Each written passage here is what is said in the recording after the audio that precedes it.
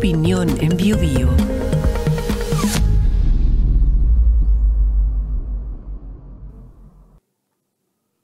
Como hemos señalado en un comentario histórico anterior en Biobío TV, en agosto de 1914 comenzó la Primera Guerra Mundial, la Gran Guerra como se le llamó en su momento.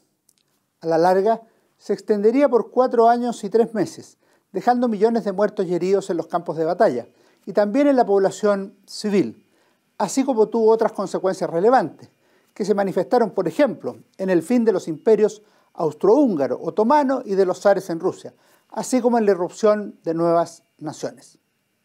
Adicionalmente es claro que las secuelas del conflicto se extendieron no solo inmediatamente después de él, o de la firma del Tratado de Versalles, sino que siguieron presentes incluso décadas después.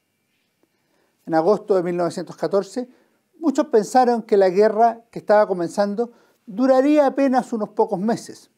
También observaban los acontecimientos con un sentido épico que luego se iría desvaneciendo. Sea cual sea nuestra suerte, el 4 de agosto de 1914 será eternamente uno de los días más grandes de Alemania, fueron las convencidas palabras del canciller Theodor Bethmann Hollweg. Sin embargo, con ello muchos contemporáneos no advertían un problema doble. Primero, que dicha suposición contrastaría con la realidad. El conflicto bélico en realidad se extendería por un tiempo bastante más largo que el presupuestado por los más optimistas. Y segundo, que esos primeros meses serían particularmente letales, como lo comenzarían a sufrir los millones de jóvenes que se desplazaron de manera pronta y patriótica a los campos de batalla. Al comenzar la guerra, de inmediato se desataron varias situaciones. Una de las más evidentes y visibles fue el llamado a una movilización general, que circuló por toda Europa y que significó numerosos desplazamientos de millones de personas desde sus países de origen hasta los lugares de combate.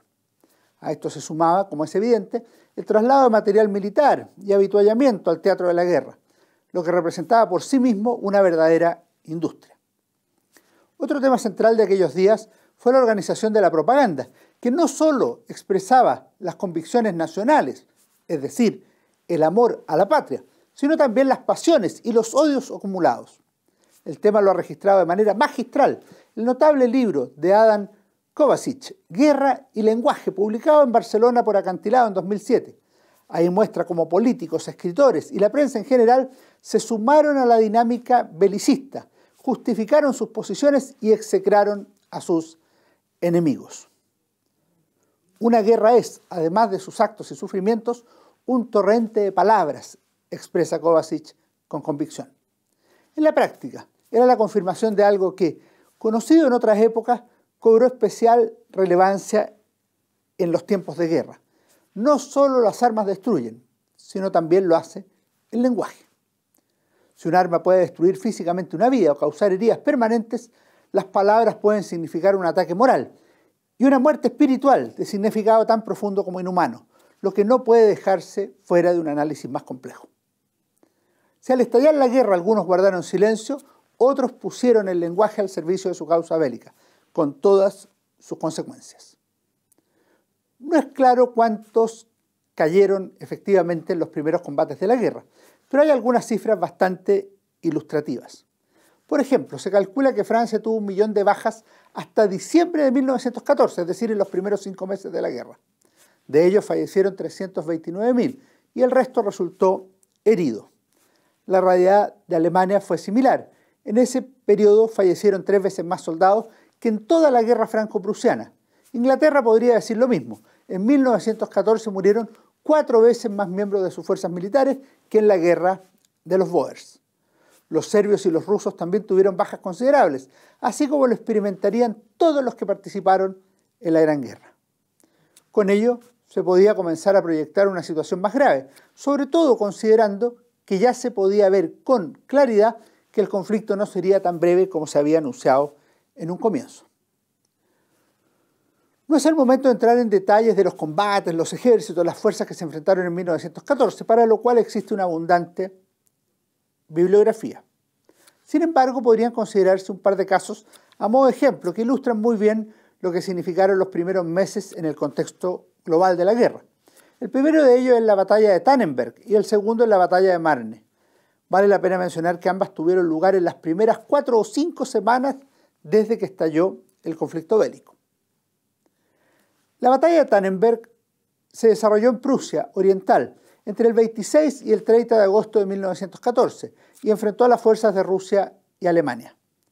Si bien el ejército del zar tenía más hombres, también sufrió considerablemente más bajas, 170.000 contra 12.000 de los alemanes, entre muertos y heridos. Como resume Hastings en su excelente libro 1914, El año de la catástrofe, la víctima más conspicua de aquellas primeras batallas orientales fue la confianza del ejército ruso en sí mismo, que nunca se recuperó de la humillación sufrida en 1914 en Prusia Oriental. El comandante de las fuerzas rusas, Alexander Samsonov, reflexionó brevemente tras el desastre. El emperador confiaba en mí. ¿Cómo puedo presentarme ante él después de tal desastre? Posteriormente, se suicidó. Esa batalla muestra la falta de preparación del ejército ruso para la guerra, tan bien descrito en la novela Agosto 1914, del premio Nobel ruso Alexander Solzhenitsyn. El otro caso es la batalla de Marne, que se desarrolló entre el 5 y el 12 de septiembre de ese mismo año, y que enfrentó al ejército alemán contra Francia en territorio galo. Francia tuvo 80.000 muertos y las bajas fueron equivalentes entre ambas fuerzas.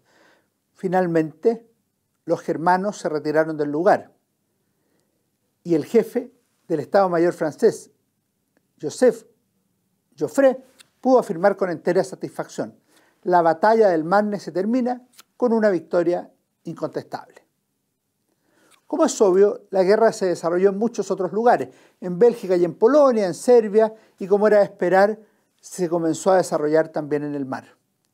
Con todo, a medida que avanzaba el conflicto, comenzaban a quedar claras algunas cosas que iban deshumanizando la guerra.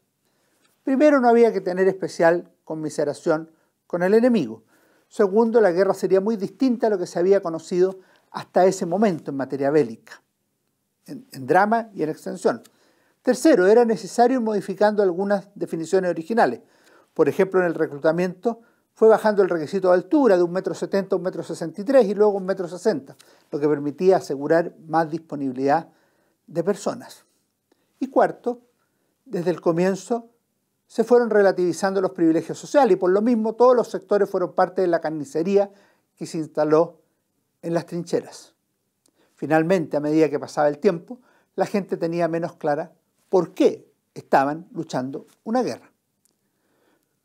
Conviene revisar una reflexión de Max Hastings en su mencionado libro 1914, El año de la catástrofe, publicado en Barcelona por Crítica en 2013, muy ilustrativo sobre el ambiente y la comprensión que existió sobre la guerra en su tiempo histórico.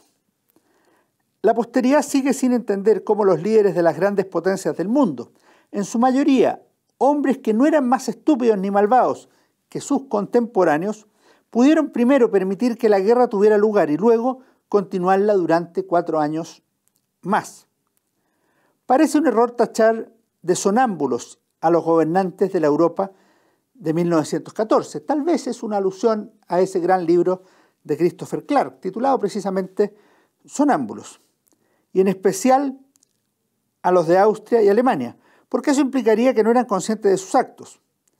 Es más adecuado llamarlos negadores. Prefirieron insistir en políticas y estrategias sumamente perjudiciales antes que aceptar que era poco plausible llevarlas a cabo y en retrospectiva que se había fracasado.